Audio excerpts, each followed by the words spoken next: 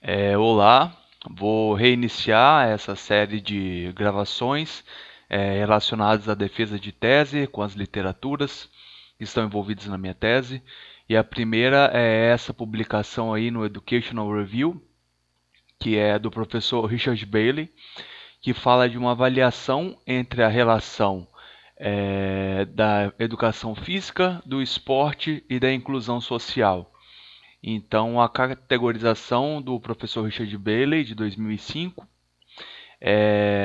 de inclusão social, é aquela que eu utilizo para organizar as discussões da minha tese. Próximo slide. Nós temos aí a introdução do artigo e sabemos que o contexto político envolvido nesse artigo é do Reino Unido. Então, a gente pode utilizar para poder fazer uma racionalidade, porém a gente necessita contextualizar para a nossa realidade brasileira. Então, ele faz uma revisão de evidências dos resultados de participação de crianças e adolescentes na educação física e no esporte. Ele dá uma atenção particular às contribuições potenciais que essas atividades podem fazer através da inclusão social e o desenvolvimento do capital social. Aí, nesse caso, ele utiliza a teoria de Bourdieu. A revisão sugere que existem algumas áreas nas quais existem uma considerável quantidade de evidências em favor de uma relação positiva de participação nessas atividades, como, por exemplo, tem a saúde física e mental. Existem outras que precisam de algumas pesquisas mais aprofundadas, tá? Com a parte do desenvolvimento cognitivo e acadêmico, a redução da criminalidade, a evasão escolar e o desafeto entre as pessoas. Em geral, entretanto, é evidente que existe muito mais pesquisa empírica seria necessária para mostrar se os benefícios da participação no esporte para as crianças e adolescentes e a sociedade podem se tornar muito mais do que uma simples aspiração teórica. Próximo slide. Aí na introdução, ele começa a questionar os resultados, os lugares e as justificativas para a educação física e o esporte nas escolas, para que eles continuem gerando um considerável debate entre os professores, entre os teóricos e entre os fazedores de política. Aí ele cita vários autores. Aí ele começa a desenvolver, a demonstrar, né, qual o departamento na política, né, no contexto da educação do Reino Unido, provém, né, esses debates. Então, a questão principal que ele faz é como que a agenda da inclusão social pode ser relacionada com a questão da educação física e do esporte, ok? E então esse artigo ele fala que tenta caminhar um pouco na direção desse objetivo. E é justamente as categorias dele que a gente utiliza. Próximo slide. Aí ele utiliza, ele demonstra a inspiração que ele teve anteriormente em Bourdieu para o início da discussão, né, na linguagem de um capital social, que pode ser buscado, né, nos seus estudos sobre a cultura como um fenômeno criativo e dinâmico.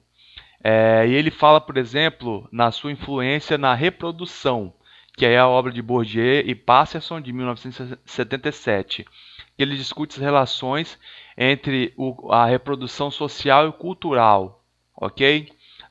Trazendo essa questão linguística, tanto acadêmica como da sociedade em geral, ok?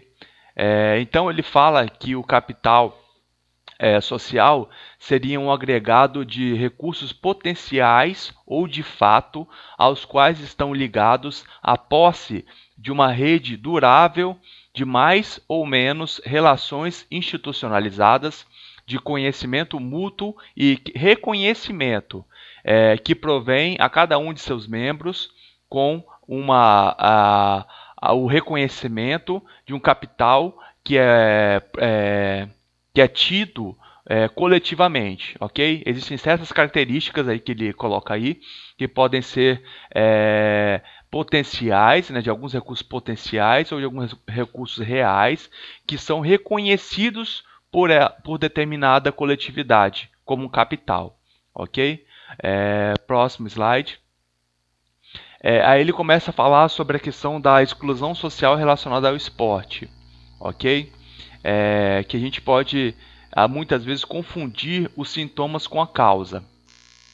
Então a exclusão social se referia a múltiplas mudanças em fatores que resultam em pessoas que são excluídas das trocas, práticas e direitos normais na sociedade moderna, ok? Então muitas vezes a gente vê realidades negativas e considera aquilo como uma exclusão social, sendo que aquelas realidades negativas são simplesmente o resultado da exclusão social. A exclusão social é o processo, ok? De excluir as pessoas de trocas, práticas e principalmente de direitos normais na sociedade moderna. Próximo slide. As 4 categorias estão aí, que são as que a gente vai trabalhar durante toda a nossa tese, para organizar o pensamento. A espacial, que seria uma inclusão social relacionada à proximidade e o fechamento de distâncias econômicas e sociais. A relacional seria a inclusão social definida nos termos do senso de pertencimento e aceitação. A dimensão funcional, que a inclusão social se relacionaria à melhoria do conhecimento, habilidades e compreensão. E a dimensão de poder, onde a inclusão social assumiria uma mudança no local de controle. Ok? Próximo slide. Para concluir o artigo, ele fala que vários desses problemas são simplesmente passados, os olhos são passados por cima, ok? E algumas possibilidades são apenas teóricas, que se tornam associadas à participação no esporte. Entretanto, existem muitas evidências da marginalização da educação física como uma experiência curricular.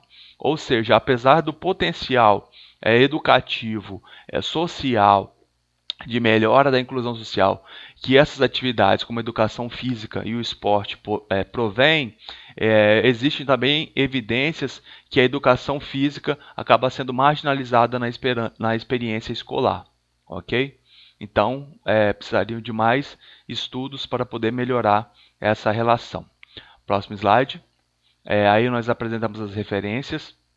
A referência principal que a gente traz aí é de Bourdieu, a distinção, né, da crítica do julgamento de gosto, a questão que ele apresenta formas de capital social, ok? Educação, cultura, economia, sociedade e por aí vai. Essa questão do gosto tem muito a ver com a questão do hábitos, né? E a questão do capital social que Bourdieu traz para a gente. Outra relação aí que a gente traz é do Donnelly, que vai ser o nosso próximo texto, que são aproximações e a desigualdade social na sociologia do esporte, publicada na revista Quest. Aí nós temos um artigo do Bailey, também de 2018, que ele faz uma releitura desse texto que ele faz, para mostrar o que mudou, o que não mudou dentro da teoria que ele começou a discutir nesse artigo de 2005, ok? E para finalizar, nós temos aí um quadro que nesse artigo de 2018 ele apresenta das 4 dimensões, que no artigo de 2005 ele não havia apresentado.